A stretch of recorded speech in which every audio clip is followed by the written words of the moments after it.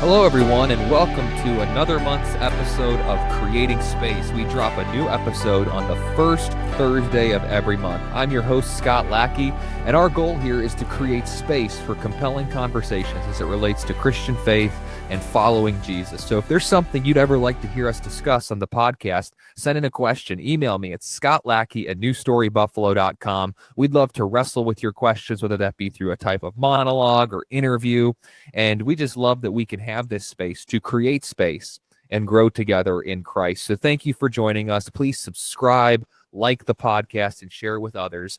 And on this month's episode, we have a very special guest, Dr. Rodney Reeves. Dr. Reeves was a professor of mine in my doctoral program. He taught a course called Becoming Doctors of the Church, where I grew in this course. I thoroughly enjoyed it and getting to be under his teaching. And we also enjoyed talking about superheroes and going to see the Flash movie together.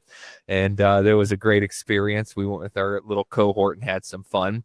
But for those of you who maybe you're unfamiliar with Dr. Reeves and his work, Dr. Reeves is the senior pastor of First Baptist Church in Jonesboro, Arkansas. So if you ever find yourself in Jonesboro, you should stop by on a Sunday morning.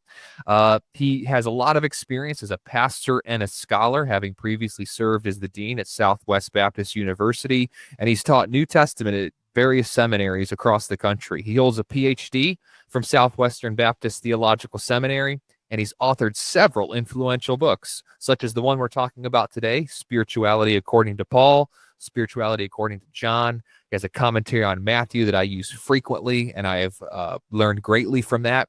And he also hosts a podcast called What You Didn't Know About the Bible. In other words, Dr. Reeves has done it all. What have you not done, Dr. Reeves, as we introduce you to?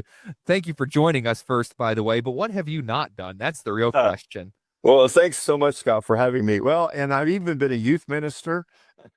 Wow. And also a music minister. So I guess I've kind of gone through the ranks of what it means to try to minister the gospel of Jesus Christ in a variety of contexts.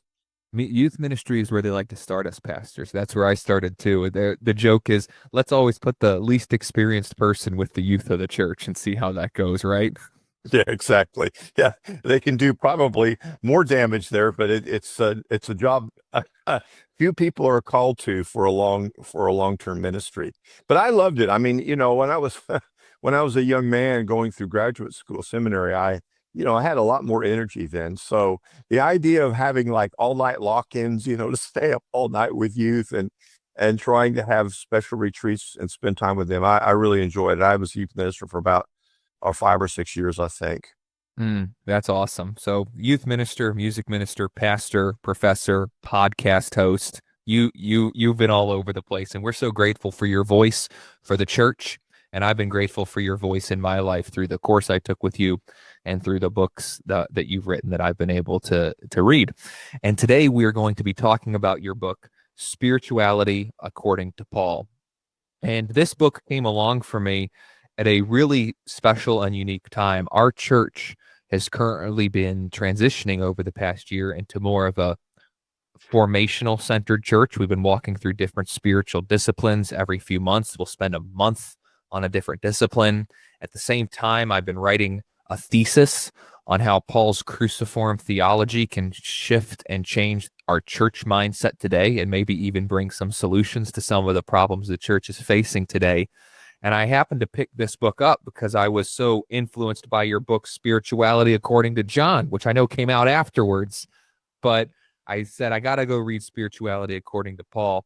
And it spoke not only to my ministry context, but also to the work I'm doing in my doctoral program right now. And I thought it would be great if our Creating Space audience could hear a little bit from the author. First, you should go buy this book, Spirituality According to Paul, if you're listening. And then secondly, I think it's just great that we can hear from you today and hear a little bit about your heart behind this book, Spirituality According to Paul, Imitating the Apostle of Christ. When you started putting this book together, Dr. Reeves, what were some of your thoughts behind it? How was the Spirit leading you in this? And what was your overall goal? Well, it goes back to rediscovering Paul. It's a textbook that I was able to write with two friends of mine, Randy Richards and David Capes. And in this textbook. The textbook came out in 2007, and then we published a second edition, a 10-year kind of edition in 2017. But in that book, we tried to do a number of things that are a little different from your typical, rather dry, descriptive textbook on Paul. But primarily is written for college students. Most textbooks are written for seminary students. But also, and of course, we're evangelicals. We work in evangelical context, and we say that unapologetically in the introduction. But also, there's this part throughout the Bible, or throughout the textbook, I should say, that we had these call out boxes, and the title of it was "So What." And where that comes from is when we're lecturing to our students, and many of them are called to ministry, they're preparing for ministry, or even if they're not preparing for ministry, as you might say, a vocational minister, they are coming to this classroom with a strong faith for the Lord and wanting to learn more about Paul. And invariably, when we're doing all this historical descriptive work, what was Paul trying to convince the Corinthians of, and why was he trying to convince them of these things? Invariably, students want to, make the quantum leap and go, okay, that's what it meant to the Corinthians. What should it mean today?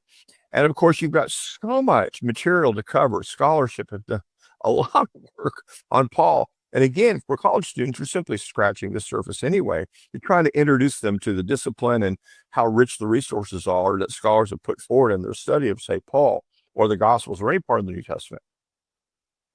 And so at that point, I would begin to say, okay, well, let's just entertain your question just for a moment.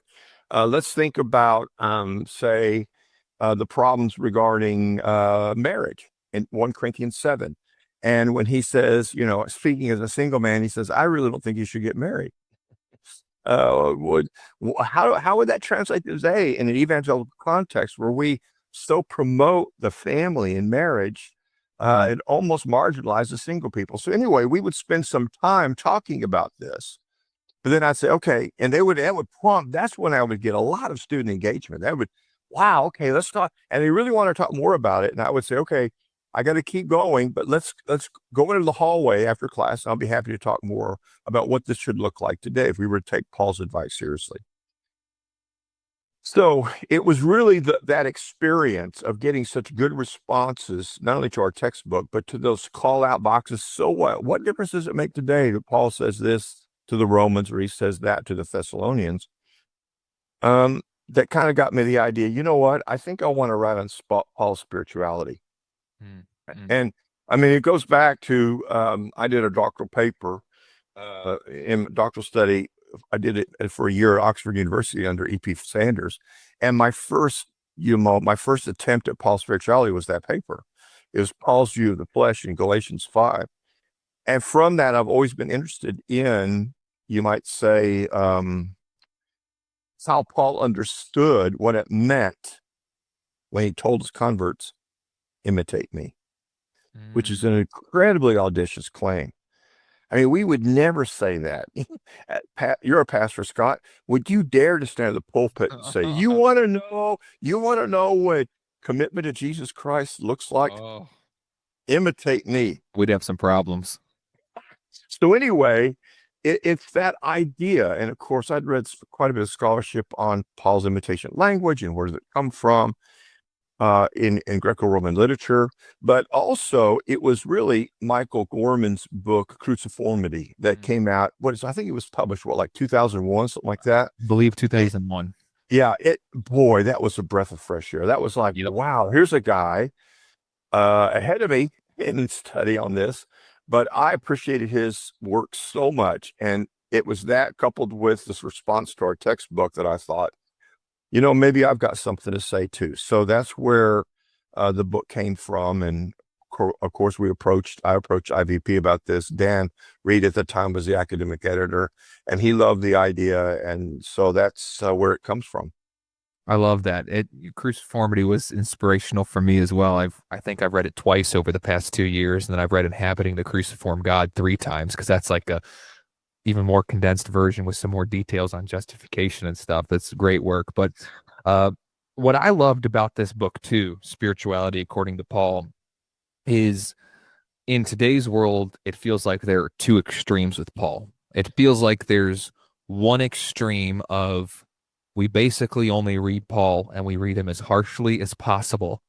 And you try to basically put Paul back onto Jesus instead of saying, hey, Paul's a follower of Jesus. And things get a little sticky and hairy there. And then there's this other extreme of, well, Paul's just a horrible person, backwards thinking, and we have progressed beyond a lot of Paul's thoughts. And while you take a more formational approach in spirituality to Paul, you also, I don't know if this was intentional or unintentional, you don't shy away from some of those more difficult conversations when it comes to Paul's theology and spirituality. I was reading and I was thinking, you you address these things so perfectly, like you just mentioned earlier with 1 Corinthians 7, and you even address some of his stuff with marriage as a whole and his theology of that, and even some of the difficult conversations we have around God's glory and what that looks like and how Paul sees it being revealed in creation with a Jewish mindset. It's an accessible book, but it's also an academically honest book, and at the same time I think it challenges both of those two extremes that we see pulling out of the church today. And I don't know if that was intentional or unintentional, or if this is at all resonating with you as you're thinking about the book at all, and how you feel about that and those tensions that we come across today. Yeah, I think with regards to the second extreme, pitting Jesus against Paul, that's dominant. It goes back all the way to Bauer, FC Bauer, right? And Mm-hmm. and I've never been quite pleased with that. So that as if, one doesn't belong in the canon, the other does. Um, Yep. and so I think of Bernard Child's the canonical approach to the Bible, and that came out. I think just before I was starting my doctoral studies, but that had a huge influence on me to go, wait a minute, we have a canonical context here. And yes, Jesus is different time, obviously a different figure of importance for Christianity. But to say it bluntly, Jesus is not a Christian. Mm. Paul is. All right. That in itself, or what did Jesus emphasize when he preached the gospel, and what did Paul emphasize? To be sure, you can find some rough edges in what distinguishes the ministry of Jesus from Paul. At the same time, there's a lot of overlap. And I think sometimes critical scholars play up the difference between Jesus and Paul at the expense of what Jesus was trying to say. Because once you begin to see, Jesus has a pretty charged eschatological view of the kingdom, just like Paul did. Yep. And it's the Jesus scholars that try to tap that down, as Jesus is really not all that apocalyptic. His eschatological view was not necessarily dominant for him. He was trying to reform Judaism, all these different Jesus scholars and their approaches. But it's like when you begin to see, you might say, why the church would preserve Paul as the major contributor to the New Testament, all these letters, right? And preserve Jesus as the founder of our faith, as the preacher says in Hebrews, founder and finisher of our faith. You begin to realize, wait a minute, they have a lot in common. And it was that idea that really sparked for me, this notion of following Jesus, because Jesus was a single man. Mm. Paul was a single man. Jesus is a first century Galilean Jew. Paul's a first century Jew of the diaspora. Jesus had a very high view of the law. So did Paul. And yet the sticking point for Jesus and his opponents was the law, just like Paul. So when you start saying, wait a minute, there is something going on here that I think is formative for Christians who read the entire New Testament as an authoritative word of God. Mm-hmm. I think then you begin to realize, no, maybe Paul is not simply an interpreter of the Jesus movement or trying to make it palatable to Gentiles who couldn't really stomach a Jewish gospel, right? There's that idea. No, it could be indeed that Paul is one of the most faithful interpreters of the Jesus movement. Mm. That he indeed gets it. He gets it because he is a first century Jew, because he has the same worldview of Jesus. And because he sees Jesus as indeed the fulfillment of all the promises God made to Israel, just like Jesus claims is going to happen, in his ministry. So for me, that bridge of seeing how similar they are in their Jewish worldview, the Jewishness of Paul, the significance, of course, of the new perspective. You can imagine studying under Sanders. I pretty much subscribe to the new perspective with some variation. And to me, that helped provide a link, you might say, from the Jesus of the gospel and the Paul of the letters. And therefore, if Jesus says, follow me, the basis of discipleship, follow me, right? Teach them, Matthew's version, everything I commanded. That's how you make disciples, by baptizing them and teaching them. And Paul comes along and says, imitate me because I imitate Christ. Boom. There it is. There, to me, is the you might say, the generative framework for understanding our spiritual formation. Paul's trying to say, look, I take this seriously. I'm doing this. And so the way I start the book is dealing with the problem. Wait a minute. How could Paul teach us to imitate a man he never followed? And that is for me, that's where Gorman's work comes in the narrative context for Paul, spirituality. And I take that and apply it in a way that goes beyond what, and really develop it in a way beyond what Mike does. But for me, that frames everything. It frames my personal development as a disciple. It frames or provides context and the generative source for ministry, what I'm trying to do as a pastor, what I'm trying to do as a teacher or as a writer. For me, it is the generative source of my spirituality, that simple idea of following Jesus by imitating Paul. Let's press into that a little bit. Imitate me as I imitate Christ. How do we think through that in the right context that produces, as obviously that idea would be consistent with the fruit of the Spirit? But if you read it at first glance, it could be easy to think for just a moment, is this guy just full of himself? Because as you even suggested, if I were to say that from the pulpit today, some people might, whoa, Scott, what are you saying? What's going on? Hey, Scott, I heard that conversation you were in on Thursday with so and so. That really wasn't imitating Christ. Like, come on. I mean, even if my own wife heard me preach, imitate me as I imitate Christ, she might have, Scott, we need to have a conversation after church today. So how does that statement, how can one make that statement in a disposition of the fruit of the Spirit of humility? And as you mentioned with spiritual formation, how does all of that come together? So in one respect, it's a very practical reality. Paul is writing to Gentile converts. They're not Jews. He's trying to, he's convinced that they can live out the gospel of Jesus Christ. It is an incarnational reality. The gospel is not just an idea. It's not just a story. It is an embodied life, not only individually, but corporately. So how can a bunch of Gentiles embody the gospel of Jesus Christ when they're not Jews? When they don't, the Hebrew scriptures are foreign to them. They don't really have the stories in their heart and head. They don't have their family history imprinted on their soul like the Jews did when they read the Hebrew scriptures.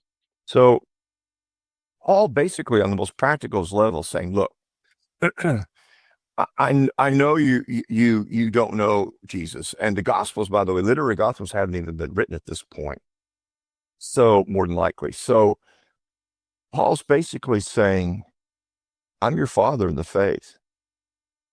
I'm the exemplar. I'm the only one you got. Mm. Here I am, right? Here I am. And so then the question goes, okay, well, and that's why I play around this idea as a kind of a thought experiment in the introduction of the book. Okay, so tell us what it was like, Paul. What was it like when you followed Jesus? Tell us one of his parables. We've heard from others that he did miracles. Tell us what it was like. And he has to say, well, actually, I wasn't there. Well, what do you mean? If you didn't hear him and you didn't follow him when he was alive, and we don't have literary gospels, then what makes you think you can tell us what the gospel is, much less how to live it out? So this, of course, is a whole other scholarly question about the origin of Paul's gospel. Mm. Where does he get it? And, we could spend a lot of time there, but I'm coming at it more in terms of spiritual experience. Mm-hmm. So for Paul, the thing, you might say, or the power, the person that links us, or Paul would say, I'm a Jew and I went to persecuted church, but now I'm not only converted, but to this gospel, but I'm an apostle of it, and you're my children as proof of my apostleship. So Paul would say, uh, the reason why you can count on me to be the father of your faith, and therefore give you advice in all these letters on how to live out, is because the same spirit of Christ that's in me is in you. Mm. Paul often points to their experience of the Spirit as his experience. Mm. He does it all the time. Galatians 3. It's like, did you not experience the Spirit this way? Did you not? And now you're trying to fulfill the flesh? You didn't get that from me. So this is more than Paul setting himself up as some sort of manipulative Lord, right? Of directing their thoughts and their way of life. He believes in this kind of synergistic source of what it means to live out the gospel, because you embody the Spirit. So, and yet Paul does, although he puts himself equal to them in terms of experiencing the Spirit, he also, though, at the same time, says, yeah, but here's why I'm your apostle, because there are certain apostolic experiences he had that said, this is why God, uh, you might say, God put me over you, or put me in charge of you, or this is why God has made me your father in the faith, and you are my children. So he does some kind of egalitarian work constantly. He even says, it appeals to them, figure it out for yourself. You know this, these things, but then at times he'll go, you know, this is my advice. This is what I command, or this is the word of the Lord. And he sees himself as, you might say, the embodied spiritual director of his converts. That's good. So let's bring this a little bit today. What does this look like, for us today? Those listening who are a part of a church, who are ministry leaders or pastors. I have so many wheels turning right now, and I think a really good starting point, you're mentioning this shared spirit, and you talk about this a lot in the book as well. Obviously, this is the thrust of the book, spirituality according to Paul. But, I have a bit of a Baptist background, although my church is non-denominational. You're a Baptist as well. Sometimes in our Baptist circles, we get a little bit hesitant when we hear, oh, the Spirit, what are people talking about? What's going on here? And so how can we pastorally walk through this today, the shared nature of the Holy Spirit changing not just who we are as individuals, but also in our community? I think that's another element of this. That's so, because what also sometimes when we get into the spiritual formation world, it's just very individualistic. I have my spiritual disciplines that I do on my own. And once again, it's not a bad thing. I don't want to say that's bad. I think it's good we have private spiritual disciplines. But you're talking about, it sounds like big picture, Paul saying, hey, part of the proof of this transformation is we have received the same Spirit. What a beautiful picture of how the church can function today and should be functioning. How does that manifest itself today? Yeah. So For Paul, then, the key, and this is Gorman, he emphasizes, and a lot of scholars have emphasized this, Professor Sanders emphasized this as well. Participation in Christ is the center of Paul's theology. So you can come at it theologically as the basis, and that's what Mike does. He kind of grounds it theologically and then shoots off from that. I'm trying to ground it experientially. Okay. Mm-hmm. I'm trying to talk about Paul's spirituality, you might say, in existential terms. Yep. So, so, but I think Gorman is right, and it goes back to Richard Hayes, who did some really good work on what is Paul's gospel in essence. It's a story. You see it 1 Corinthians 15. This I deliver what I preach, and you've got a story about Christ was crucified, Christ was buried, Christ was raised, appeared, right? Mm-hmm. And so Paul introduces an idea that you're not going to find in any other New Testament writer, an idea that Jesus suggests or points to, but doesn't really explore as explicitly as Paul, and that's this: we are crucified with Christ. We actually experience existentially the crucifixion of Jesus. Jesus put it like this. He said, anyone wants to be my disciple, you've got to deny yourself, pick up your cross daily, and follow me. That's what he's talking about. Mm-hmm. You have to die to the world. You have to say no to the world and yes to God. Mm. And what that means is the gospel is more than, again, it's a story, but it is an apocalyptic reality. Mm. So that the cross of Jesus was an event. The cross resurrection of Jesus was an apocalyptic, it was an end of the world event that turned an upside down world right side up.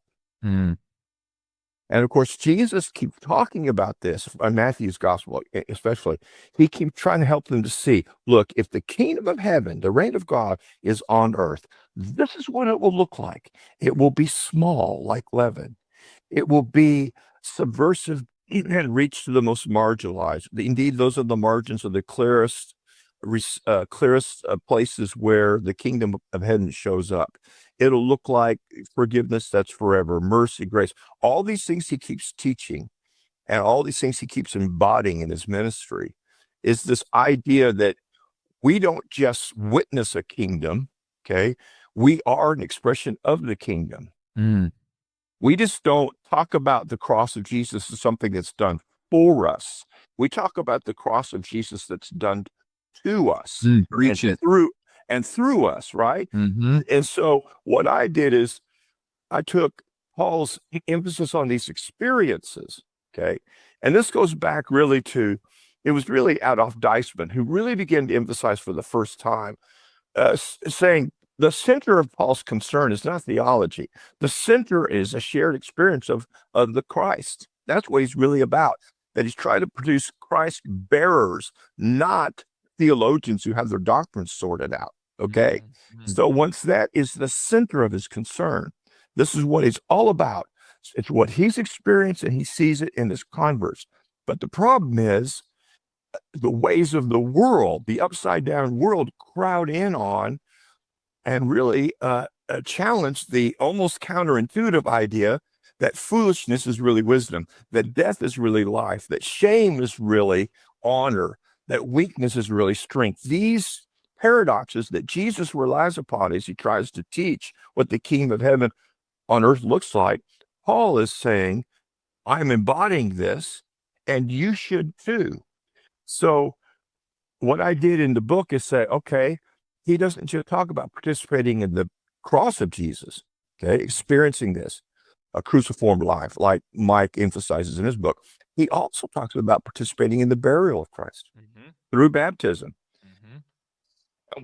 So what he's doing there is moving from an individual experience of Christ, that's crucifixion, to a corporate experience in the church. Mm-hmm. That spirituality is not just something you actively pursue, it's something you receive. Mm. It must be given to you. And so every time Paul brings up baptism, that is identifying with the burial of Christ, he emphasizes this, you might say, horizontal reality of our spiritual growth, that we need each other to be Christian. I can't be a Christian by myself. So that's what I do in the middle of the book, is talk about how we participate in the burial of Christ. Yep. by indeed experiencing the Spirit corporately. And then, of course, the resurrection that Paul had, again, this unique idea that we're already raised in Christ Jesus, already. And yet the resurrection is still to come of our body. So I talk about what means to participate in the resurrection of Christ now and to the last day. That's the template. That's the narrative template of Paul's spirituality, I'm convinced of. And again, all of that happens not because we muster up this strength to do it. This is a work that's done to us by the Spirit, but also through us, and we walk in it and participate in it. And therefore, as a church, we embody what this end of the world is supposed to look like now. So good. So, as a huge advertisement, really the way Paul does evangelism is corporate. Yep. Paul never in any of his letters says to any of his converts, go and share your faith, although he'd probably be fine with that. But for him, it's the witness of the church corporate, the embodied end of the world, full of grace, mercy, and truth, that the world would see, oh my goodness, that's what humanity's supposed to be. So to me, it's all about not necessarily sorting out what you believe theoretically, doctrinally. Of course, Paul has all kinds of great theological claims he makes, but for him, the goal is experiencing Christ now until the end of time.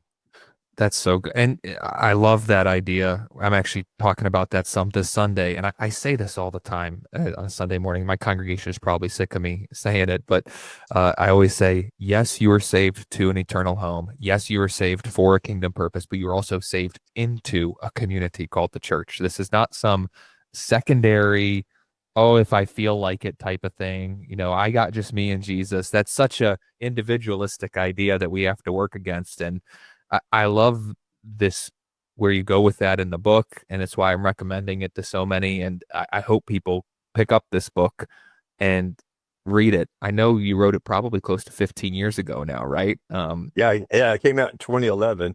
But I still get responses from people who picked it up and read it. I'm glad it's done well, according to certain standards. It certainly hasn't broken any um, uh, records, but yeah, I've appreciated the fact that it's been received not just by church leaders like you and others, but also lay people have said how much they've appreciated it because I try to make it very accessible.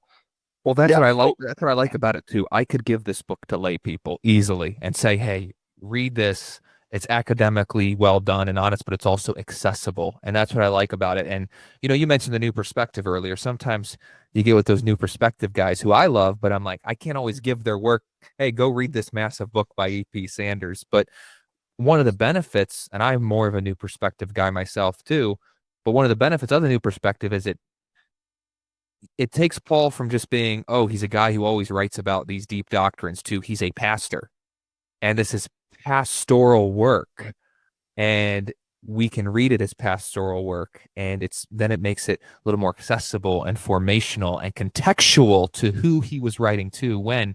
And that's one of the great benefits I've seen of the new perspective and from this work as well, spirituality, according to Paul.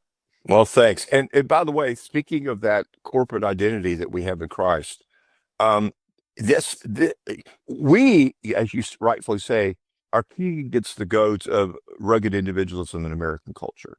That I define who I am, not necessarily by my family, not by my roots, not by I define who I am by what I do.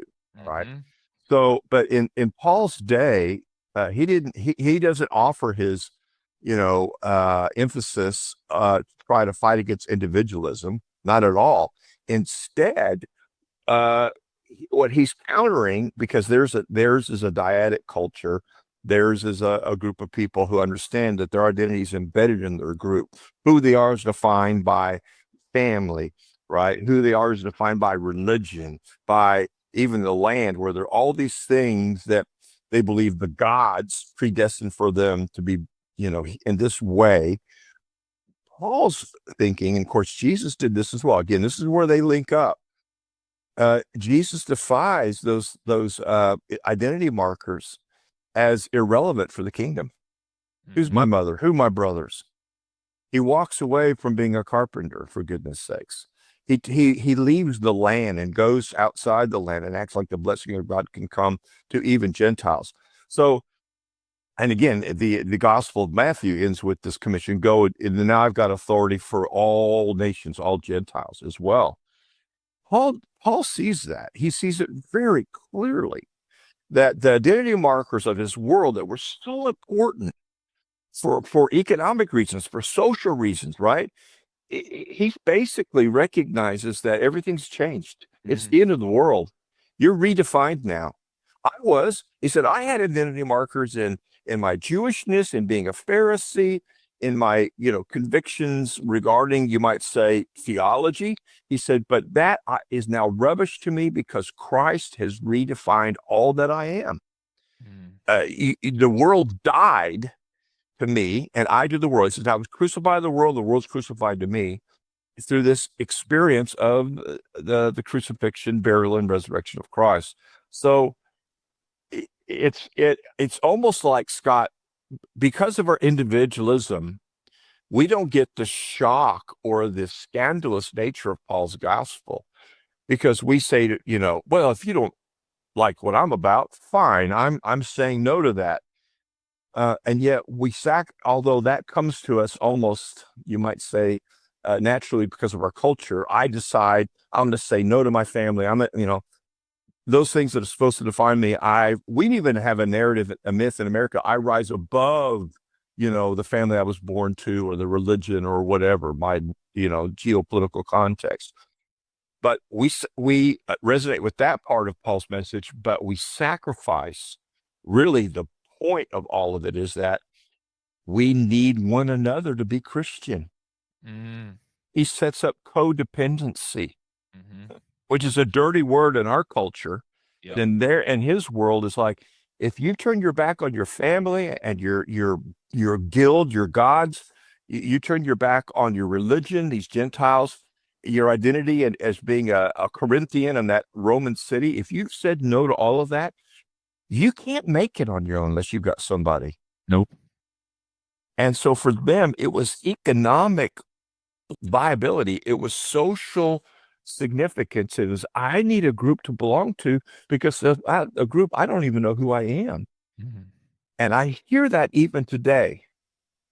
Our rugged individualism, I think, has crippled us as Americans, because I see a lot of lonely people who have decided, I'm a self-made person. I'm going to find who I am.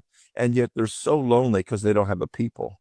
Mm-hmm. And the church that Paul envisions should be, it's the best, it's the best news, you might say. It's the good news for all these isolated um, Americans who are desperate for meaning outside the sum of their own choices, desperate for relationships that are far more meaningful than the families they were born into. I mean, I'm telling you, Paul's idea about the church is a beautiful, beautiful vision where the diversities and the differences that the world fights over have no place in setting up walls of separation, but instead, because of the diversities of Jew, Mm-hmm. Gentile, male and free, male and female, bond and free, because of these diversities, we see the work of God. That's so good. Oh man, I love his vision for the church. And that's why I've admired him for years, but especially as I was writing this book, there were times when I was moved to tears thinking about what a visionary he was for his time. And especially in light of all the difficulties he faced, the crucifixions he faced throughout his life. Well, that's another reason I wanted to have you on. I mean, not to share too much, but I remember a moment in the classroom you were talking about Paul and his ministry and how you're a part of that line of his ministry. And I remember you were moved to tears in that moment too. And I thought, just watching your example, and I know that you've never said, follow me as I follow Christ, but I looked at you and said that Dr. Reeves is someone who knows the word, studies the word, and knows Jesus. And he knows the Jesus who Paul knew.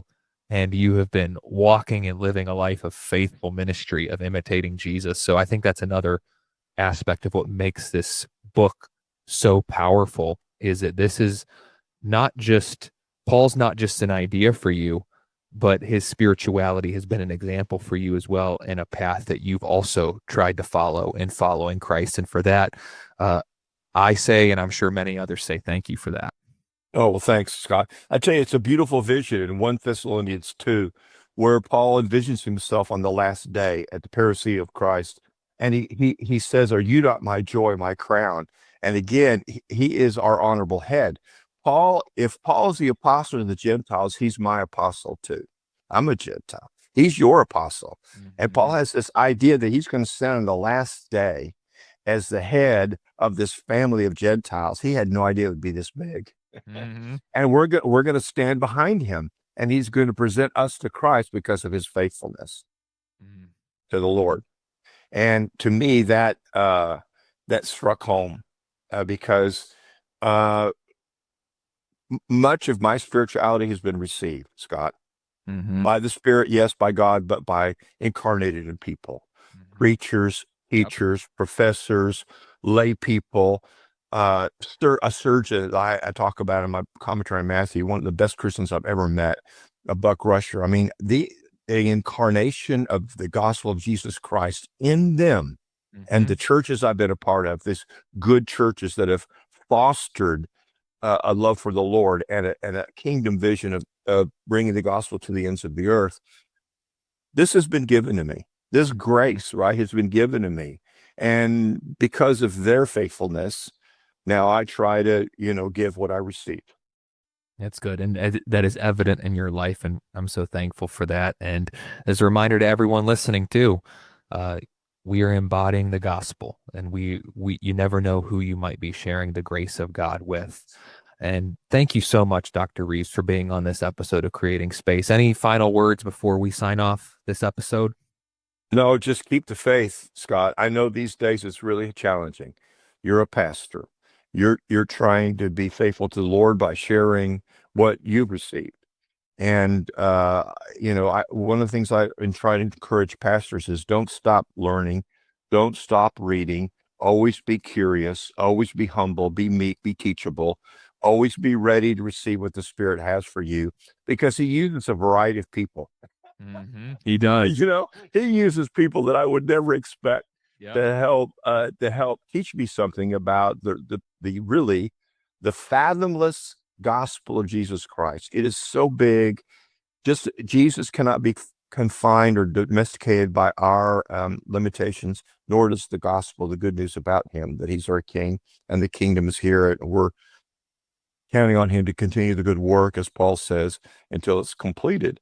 And so I would encourage you, brother, just keep on. I mean, this podcast is a good opportunity for not only you. I'm sure when you prepare for this, you're learning from these guests you have on, and your own spiritual growth is enriched. And what comes out of this is opportunities for you to minister to your people, and even as you preach, you try to minister his word. So that would be a final word of encouragement to you. Just keep doing what you're doing. Thank you. Thank you, Dr. Reeves. And thank you so much for being on this month's episode of Creating Space. You're an incredible guest. And if you're listening and you have not ordered Spirituality According to Paul, the link is in the show notes. Make sure you order a copy of this book. Also order Spirituality According to John. That was an incredible book as well. Dr. Reeves walks through John's epistles, the Gospel of John, Revelation, all of John's writings, and it's a really, really good book. Commentary on Matthew, all the stuff. Let's get Rediscovering Paul. While you're at it, just go order all of his books. Go look them up on Amazon, find all of them. And if you'd like to follow Dr. Reeves, follow First Baptist Church in Jonesboro, Arkansas. You'll be able to find his teaching there. Subscribe to his podcast, What You Didn't Know About the Bible. There's a lot of great content there. Thank you for coming on this month's episode, Dr. Rodney Reeves. And thank you to everyone who tuned in to Creating Space this month. Because of you, we're able to continue to record new episodes that come out on the first Thursday of every month. If there's something you'd like to hear us discuss, please email me at scottlackie@newstorybuffalo.com. Our goal is to create space here for compelling and complex conversations as it relates to the Christian faith. We'll have conversations that we may not always get to have on a Sunday morning on this podcast. So please send in your questions and ideas, and I will do my best to get to them. Please subscribe to the podcast, and we will be with you on the first Thursday of next month for a new episode of Creating Space. Thanks for tuning in.